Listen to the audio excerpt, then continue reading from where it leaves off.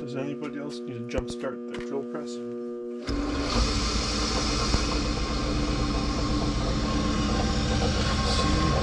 maybe it's a capacitor.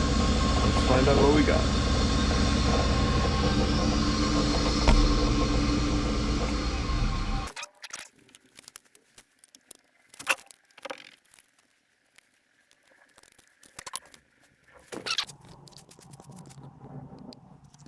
Alright, out of sheer curiosity, after hopefully wire nutting,